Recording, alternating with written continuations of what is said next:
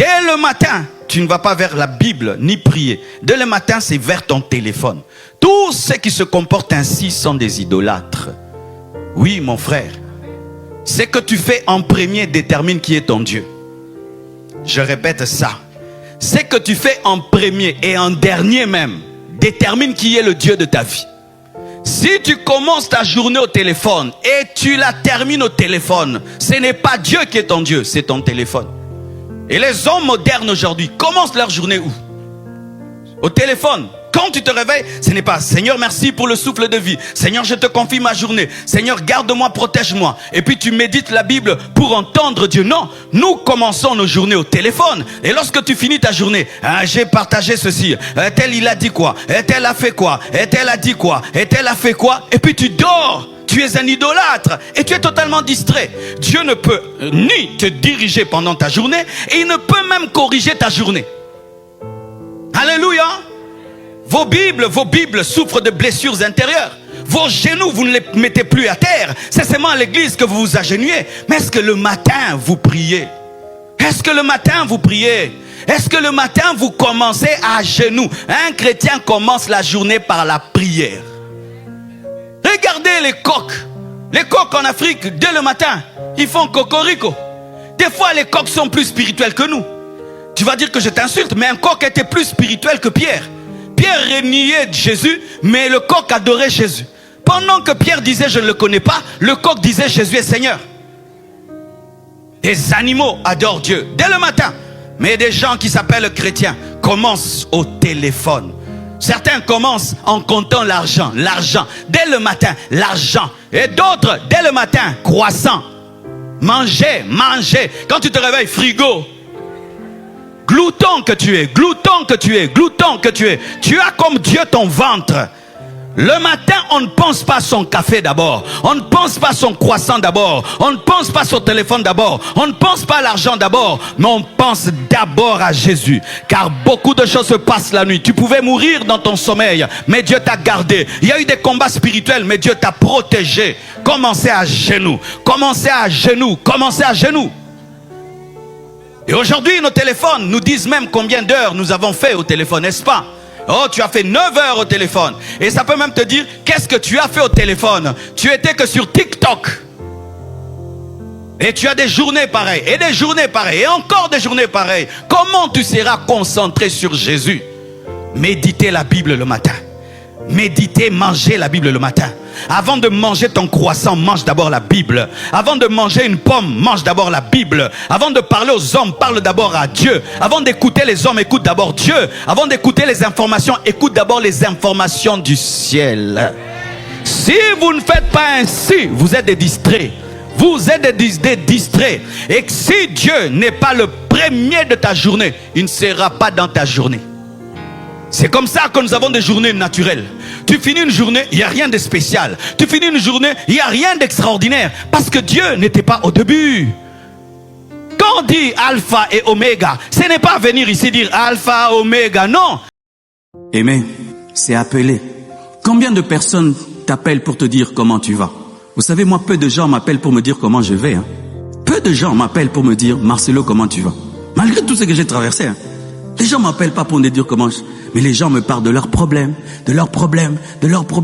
Des fois tu me dis, hey, je suis en train de lutter pour en sortir, je suis encore en train de lutter. Mais si tu as au moins une personne qui t'appelle, qui te dit comment tu vas, tu es un homme béni, tu es une femme bénie, tu es un homme béni, tu es une femme bénie. Quelqu'un qui t'appelle, qui te dit, comment vas-tu? Comment vas-tu? Apprenez à prendre le téléphone pour faire du bien. Où tu dis, je vais appeler cette personne. Je vais lui dire des mots qui vont bouleverser sa vie. Allô. Je voulais te dire aujourd'hui, frère, quand tu as chanté au culte, j'étais venu malade, j'ai été guéri. Frère, continue. Tu me bénis chaque fois que tu chantes. Ce frère-là va aller chercher encore Dieu et manifester Dieu. Ou tu appelles tes parents, tu dis, merci d'avoir payé mes études, de m'avoir fait étudier dans des bonnes écoles. Je n'ai jamais manqué de rien. L'amour écrit. Même ta femme qui est là. Écris-là un poème, tu vas voir. Même s'il y a 30 ans de mariage, au moins on est le danger. Tu lui écris vraiment, chérie, merci d'avoir toujours été là. Tu m'as aimé, je n'avais rien. Aujourd'hui, je suis devenu un grand homme. Au moins, on peut se phrase, Envoie ça. Tu vas voir, la joie va revenir. Aimer, c'est appeler. Aimer, c'est écrire. Aimer, c'est donner du temps. Aimer, c'est encourager. L'homme, aujourd'hui, passe par des moments de découragement comme pas possible. Vous voyez comme nous sommes assis là, c'est parce que personne ne parle de ses problèmes. Mais la plupart d'entre nous, nous sommes sous l'emprise de découragement. Celui-ci a commencé une affaire qui n'a pas marché. Celui-là traverse des problèmes dans son couple. Celui-là veut ceci, ça n'arrive pas. Il veut lâcher, abandonner. Mais quand il entend dans ces ténèbres, quelqu'un lui dit, tu as la chose de Dieu.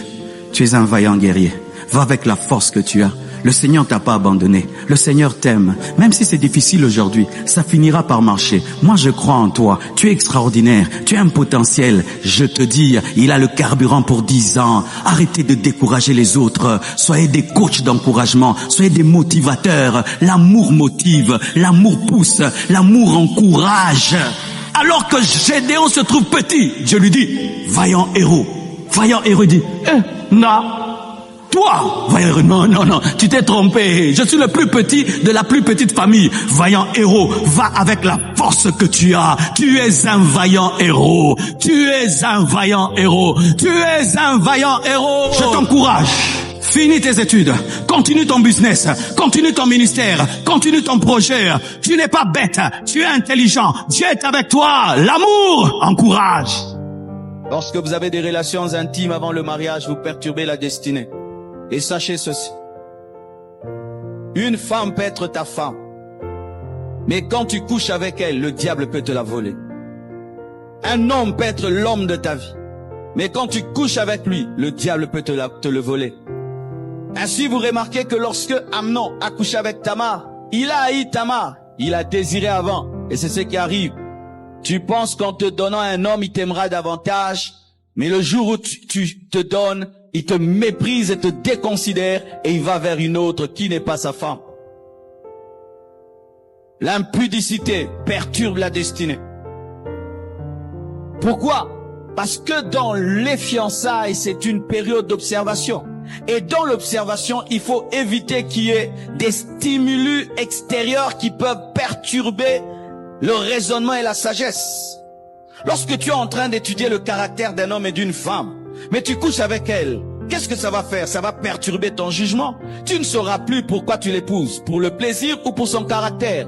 C'est pourquoi les mauvaises personnes qui savent qu'elles ont un mauvais caractère aiment pousser les autres dans l'impudicité pour que tu ne puisses plus te concentrer sur ses défauts, mais sur le plaisir. Des voyous. Oui. Quand une femme sait qu'elle a des grands défauts, et elle sait que sur base de la sagesse et de l'observation, tu ne pourras pas l'épouser. Cette femme va te pousser à coucher avec elle. Comme ça, à cause du plaisir, tu l'épouses. Mais dans le mariage, ce qui fait qu'un foyer soit stable, ce n'est pas le plaisir, c'est le caractère. Ainsi, tu louches sur le plaisir et tu oublies le caractère qui est fondamental. Un garçon peut être irresponsable. Il sait qu'une fille comme toi ne peut pas l'épouser.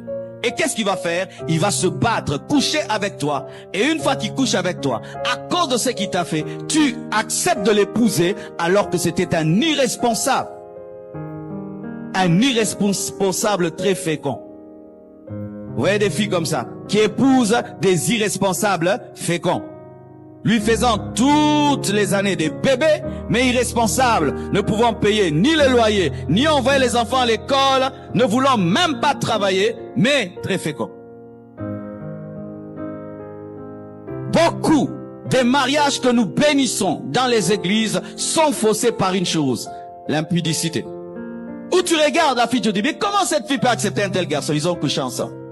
Tu regardes le garçon, mais comment ce frère n'a pas vu ce défaut que toute l'église connaît? Toute l'église connaît. C'est que l'église connaît, lui n'a pas vu, parce qu'il a vu autre chose. Faites attention à toutes ces personnes qui, dans les fiançailles, vous poussent sur le chemin de la sexualité. Ce sont des escrocs. Surtout.